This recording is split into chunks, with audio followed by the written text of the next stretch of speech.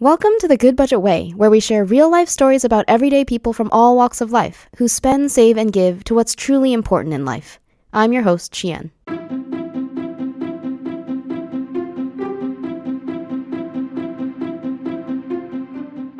Thank you all for engaging with our podcast. It's been super inspiring for us to hear about the ways that these stories have been touching you and the way that they've been inspiring you to wonder what budgeting with a Y might look like in your own lives. You're listening to the 6th episode of 11 on the Good Budget Way, Season 1. Last time, we got to hear from Jeff, who was here to tell us his story of how he purchased a new car, even though he actually still had a perfectly drivable car. So if you want to hear that story, definitely go back and listen to that episode. You'll get to hear him talk about how he thought about what was truly important in that purchase process, as well as how he got to practice generosity in the process. Today, I'm excited to introduce to you myself and my husband, Bruce. So we're going to share our story, and since I can't ask questions of myself, Carissa is here to host. Hey there! In this episode, you're going to hear Bruce and Chien talk about budgeting with kids and the conversations they had as they tried to figure out how to make adjustments in their work schedules so that they could spend more time with family. And finally, you're going to hear about how they included others in these talks. Enjoy!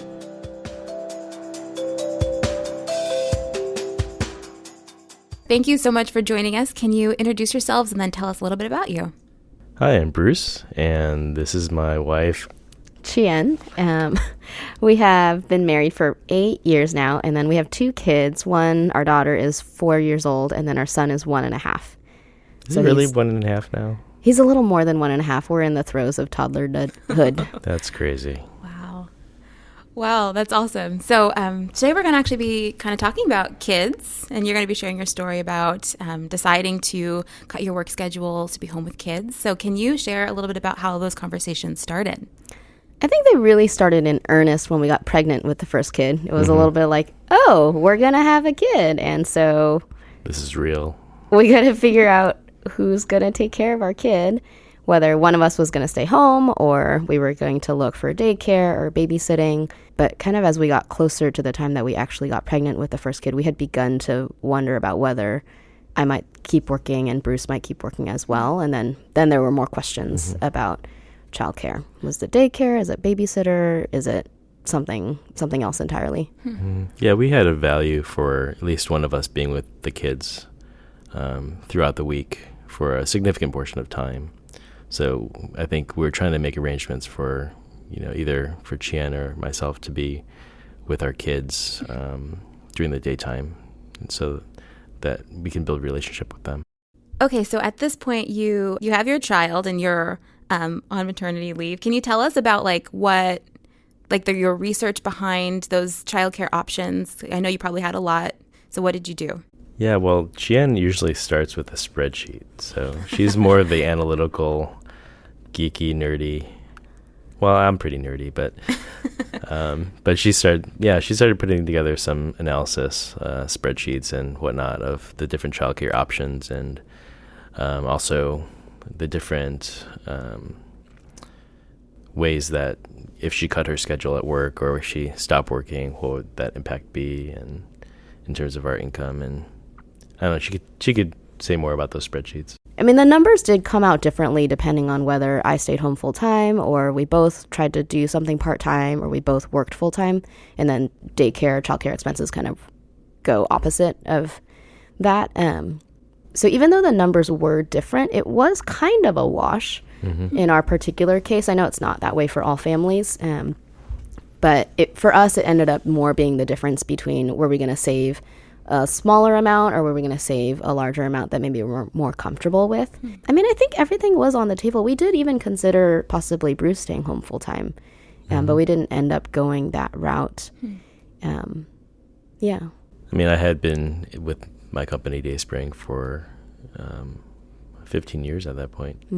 So I think I had a significant amount of investment in continuing with the mission of the company, and the relationships there obviously were special to me. And also, I mean, the work is great too. It's fun to build stuff and be able to use those skills in a way that helps people. So yeah, I think I had enough desire to be at work to not think that being home full time would be a viable option for me. I see. I think same for Chian too. I think she thrives really in the office, and well, you could talk more about your job. I think Bruce actually saw that for me before I saw it for myself, because I had the model of my mom who stayed home full time when her kids, myself and my brothers, were young. I had assumed that that would work well for me and that our family would do it. But I think Bruce, earlier than I was able to see the way that being not just in an office setting, but kind of like an organization of adults who work together towards a common purpose, really is a place where I thrive. So yeah, I work at Goodbudget, and for me, that's a lot of joy. I really enjoy the work that we do, both the conversations we get to have about money, as well as hearing from customers, and then working on software. It kind of like tickles all of my both nerdy and creative and interpersonal parts of me. So to step away from that would have been a loss. So it sounds like through a lot of that research, you were figuring out, as you said, that having one of you guys step away completely would have been just a total loss. And so at that point, then, are you figuring out like how you're going to make it work with, just reducing a work schedule, or tell me more about that? Well, it's a lot of conversations with lots of different people. Yeah, I remember we had some conversation at home between the two of us of considering like what possibilities might work for our family. I think we had an ideal picture of how much each of us would want to work and how versus being at home caring for the kids. Or I guess one kid, hypothetical kid at the time. But then we knew because our company was small, we really needed to get input from other people. You sort of have conversations with our bosses and the people leading the teams and figuring out what would work for not just us, but also the company. I remember sitting around like this really small wooden conference table with, I think there were 5 of us in a fairly small conference room at our old office building, and putting forward a couple different proposals I think that we had come up with of different kind of part-time schedules, as well as like even down to days of the week that which ones of us would be in the office, and then getting feedback from the leaders in our company about how they thought that might work for other people, not just, from the perspective of our own family. Yeah. Can you maybe paint that scene a little bit? Can you tell me how were your coworkers or this leadership team, how were they accepting the proposals? Were they shocked? Were they concerned? What were they thinking? I don't think they were shocked. I think we had already told them we were expecting a child. Okay. So I don't think that part was new. Yeah, that's true. I think the context of that, bringing the proposal to the leaders, it wasn't kind of one of these I have a question, I'm going to ask my boss, and I don't know what my boss is going to say, I'm so scared. It was not that at all, because the depth of our relationships with the leaders of the company are really deep, and some of them we've known for, well, Bruce has known some of them for 20 years. There's a sense of, we are asking a question and we know we're making a request that isn't kind of a shoe-in that people are going to definitely say yes to, but also a sense of, we know that we're going to be cared for and loved in the context of that request. Yeah, there's a lot of trust between us and in the company and with the leadership. And so it wasn't like I got to get my stuff, get my schedule the way I want it. But it was really, or even from the company's perspective, I didn't feel like they're we have to maximize what we get out of you. But it was more of how can we care for the whole? So I think that was pretty refreshing. And I mean, it wasn't a surprise, but I think that it could have gone differently. Yeah, I remember feeling really cared for. And we did. And also, I felt like we were invited to look out for other people other than ourselves, too, to think about how will this affect our teammates and what changes would need to be made in order for it to work, not just for Bruce and me and our fledgling family, but also for the rest of our teammates at the company if we were to continue working. So I think after that conversation, we ended up agreeing on something that was not quite exactly Bruce and my ideal picture. So right now I'm on a 80% schedule, so I work 2 half days instead of taking one lump of a day to take care of the kids. So I can be in the office every day to take care of things with clients or with the team. So I think that was a reasonable request and something I was glad to take on. So it sounds like you guys really figured out kind of like the ideal situation where, you're looking out for the company. So, you're making sacrifices in order to be here all day, as well as being able to be home with the kids as much as you can. That's awesome. Yeah. I mean, there are trade-offs, I think. I mean, for me, there are times when it'd be nice to be in the office more. And I love my kids, and I think I really treasure those times that I have with them in those afternoons most of the time. Most of the time, except when they're having a hard time, and therefore we are having a hard time. Well, that's probably when we need to be there with them. That's true. That's true. But at the same time, I think in the office, it definitely affects my role and what I can do with my team and with the other developers. It's not like I don't lose anything, but I think it's a good trade-off, at least for this stage of our lives. Yeah, I'd agree. I think what we gain is really rich and deep relationships with our kids, as well as with other people in our broader community. Because I think as we did before, we both worked full-time 9 to 5 or plus or minus jobs. That's a certain community of people that do that. And so we have overlap with them, and we get to know our coworkers and whatnot. But now we have some time during the week, either afternoons for Bruce or a couple days for me, that we're actually able to hang out at the playground or be at the grocery store, or Bruce got to take a couple music classes with Lydia and meet folks that way. It's actually a different segment of people and relationships that we get to build, not just with our own children, but other people in the community, because of having that space in our weekday life. Yeah, I definitely don't think I would be as connected to Lydia's school community, but because I pick her up on a couple days a week, I get to hang out with some of the parents as I do the pickup and get to know them. I think that's been a blessing. Yeah, and then I think one of the other big things that we gain is this feeling that our kids know both of us as go-to people. So they definitely, each of them has gone through stages where they have, a daddy preference or a mommy preference.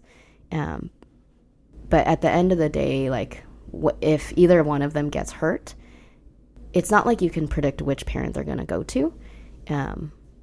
It might just be whoever happens to be there. Yeah, who's closer. Yeah. In proximity. Yeah. Or who's not doing something else. And I think that's really a gift. And again, I don't think that's to say that families that have one person stay home full time and one person work full time don't have that. I think it happens to look like that in our family. And we've really appreciated that gift and the flexibility to do that. Okay, so I want to move to, at this point, you figured out, kind of like the schedule that's going to work for you, with working an 80% schedule or working, X amount of days. So then, what do you do with the kids after, when you're both at work or when one of you is not home? What happens with the kids? So there are times when both of us are in the office at the same time. Right, And we do need to ask someone to watch our kids. Did you find childcare? No, we just leave them at home by themselves. But isn't that what everybody does? They're called latchkey. They're home right now by kids. No. We did. I made some spreadsheets to look at different childcare options. And we looked at everything from full-time daycare at a daycare center to babysitting options. And then I was actually really surprised at how much daycare costs. Yeah, that's crazy. Yeah, some of the daycares we looked at, the cost per month for tuition for the kid is about as much as we pay for our mortgage. So that was a little nuts. Yeah, that's pretty outrageous. But I think childcare costs a lot because you're actually paying for people, right? You're paying for people's time to watch your kids. And in that sense, it really makes sense. People who are really good at caring for children, that's their work, and it's important to pay them for that. But also when we looked at the context of our own budget, it just wasn't going to work or make sense for us to spend that kind of money. So we knew that there was this one woman who's part of our broader church community who had watched some of the other kids in our church community when they were young, and that she does that for a living. That's how she earns money. And then at the same time, because we knew that we couldn't afford to pay someone kind of like a nanny rate where they're fully dedicated to your kids and they only do activities with developmentally appropriate activities with your kids and take them to play groups and whatever different things. I kind of didn't know how to start the conversation with her. Because I knew that we probably couldn't afford the market rate, or couldn't afford or wouldn't choose to do that in the context of the rest of our budget. But I also, I don't know, it was awkward. I didn't want to take advantage either. And so prior to talking with her, I remember talking to Cindy, who had asked her to watch her kids when Cindy's kids were young. And Cindy and this woman, Juana, at that point had a relationship together for maybe like 10 years. Their kids had gone to school together. They'd been involved in PTA stuff together. So I knew that Cindy knew her well, and I knew that Cindy knew us, and where we were coming from as well.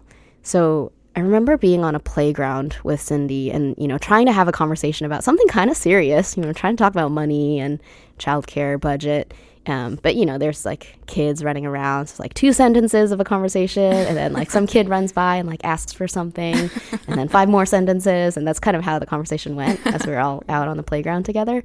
But kind of the big takeaway that I had from the conversation with Cindy was that she was basically saying that to take, like, if Juana would offer us a discounted rate, then to take her at face value. Because from Cindy's perspective, she felt like she had experienced Juana extending generosity to her as well as to others through the course of their relationship. I think Cindy was inviting me and us to receive generosity from Juana as well, to receive, if she would offer us a lower rate, then to receive that as generosity, as opposed to kind of having a lot of awkwardness of like, are we taking advantage of you and that kind of stuff. So that was actually really helpful to help me get to a place where I feel like, okay, I can just have this conversation with you and tell you what we think we can afford to pay, and then trust that she could say yes or no based on her own perspective. And if she said yes, then that would be her choosing to be generous with us, and we could actually receive that and be grateful for it, versus any of the other ways that conversation could have gone. So yeah, I think that began to shape our relationship with Juana pretty early on. We knew that she was great with kids. We had experience with her through other things in our church where she had cared for kids in our midst. Lydia started going to Juana's maybe when she was 5 months old. And I remember, this is kind of like the first time parent thing, right? I remember the first time Lydia met Juana, and I was like, oh my gosh, is my baby gonna like her?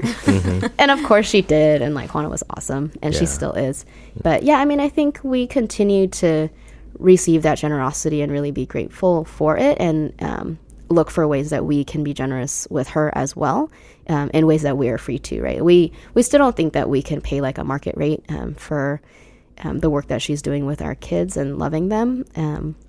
But simple things like when we choose to go on vacation, rather than not paying her hourly rate at all, we actually continue to pay for that time because we feel like we've essentially asked her to reserve that time to watch our kids. So, yeah. Yeah, she's been great. I think our kids totally trust her, and they look forward to being with her. When they go out the gate, it's always like, see ya. As no opposed tears. to like no tears. It's like, okay, I feel special. Just kidding. No, they love us all, but I think they have a special relationship with her. So I think she has a generosity of spirit. It's more than just than just kind of this childcare arrangement. It's like she just is a generous person. I love that idea of like the reciprocity of generosity, or how you're able to give a little and Juana's able to give a little, and it's kind of like about the relationship almost. Yeah, it was kind of funny. When I first met her, actually, was way before I was married even, and I brought her kids to summer camp at church, and so it feels like it's kind of coming full circle. I watched her kids and she's watching my kids. Yeah. So well, her kids are all grown now. Yeah. Well, almost all. One of them's 20, right? And then the youngest is almost entering high school. So they're a lot older than our kids.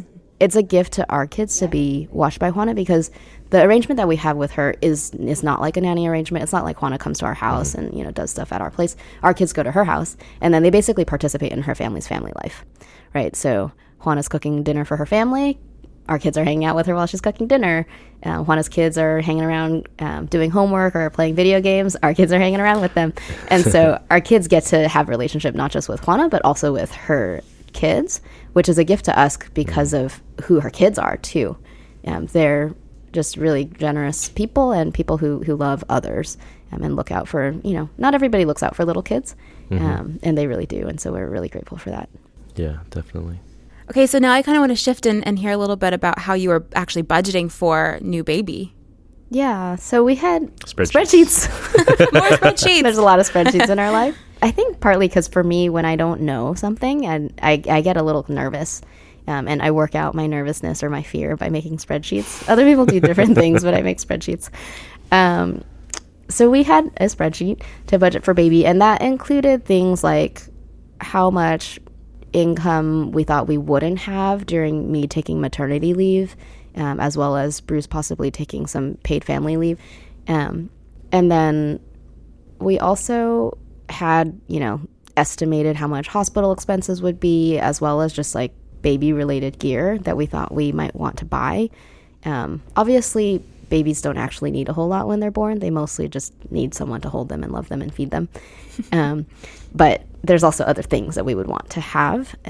So we had a lot of those things planned out, guesstimating how much they would cost. And we started setting aside some money for that during the pregnancy. But then I think as it actually went, we ended up finding that we didn't spend as much of the money that we had saved for baby, largely because other people had been really generous with us. Like we were given a crib that actually had been through at least 2 other families before ours. And we've taken it apart now and we're saving it for someone else. And then we'd been given strollers and a lot of clothes. We have boxes and boxes of hand-me-downs that are basically labeled by gender and size in our kids' closet. Nice clothes too. Yeah. It's kind of crazy.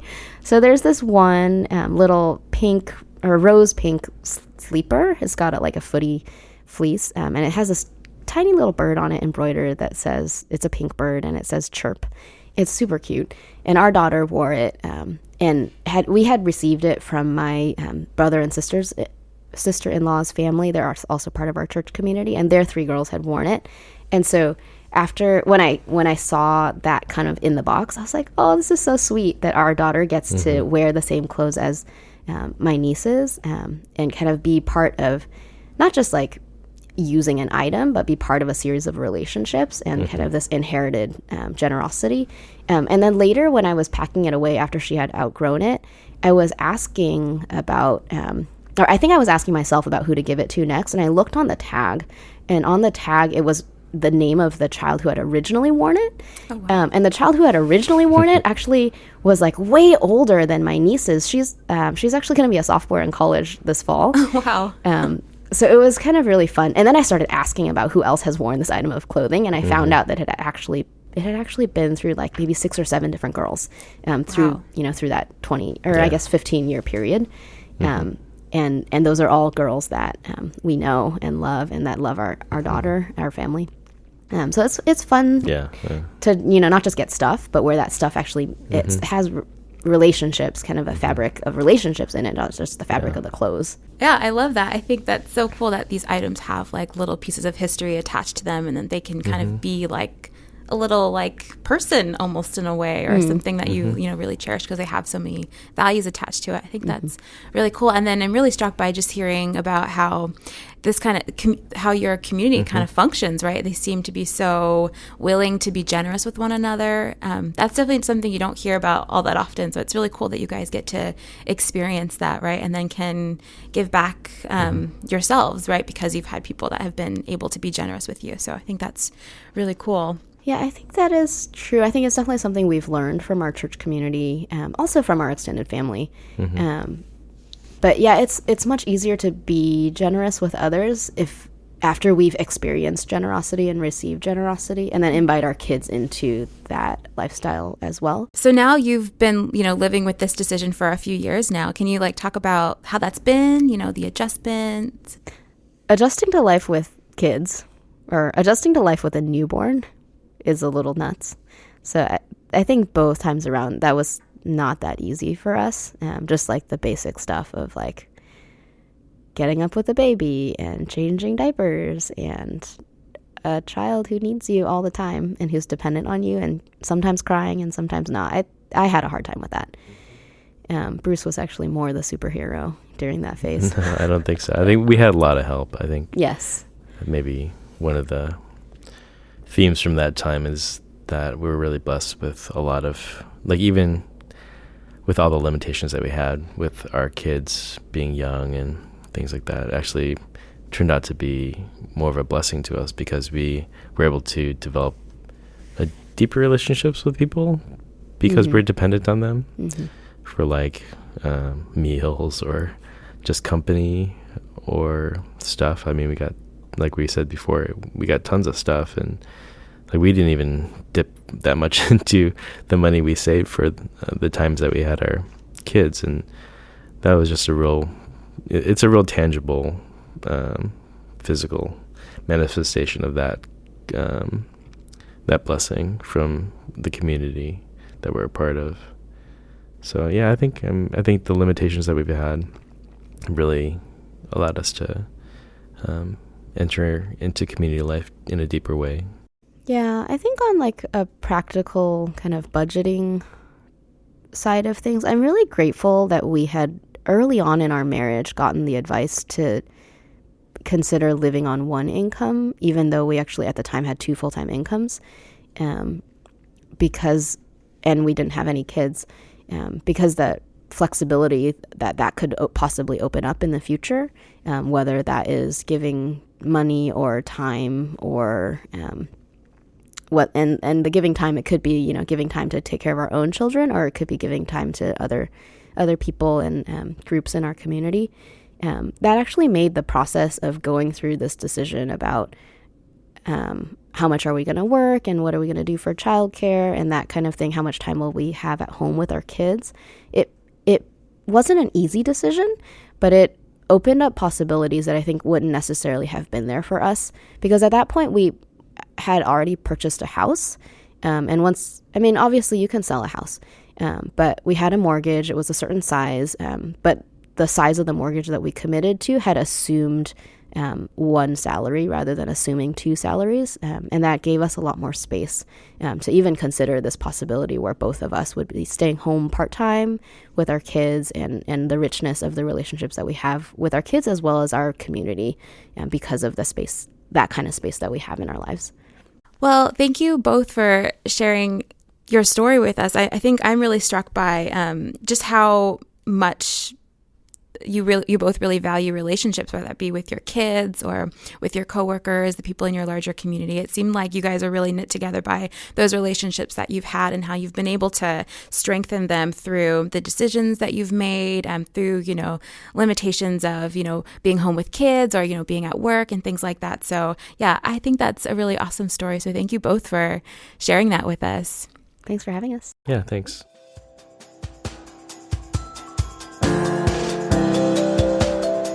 That was such a cool story to hear. I was really struck by how they chose to value family and relationships and how they made decisions on what they were going to spend towards and made decisions on what they were not going to spend on.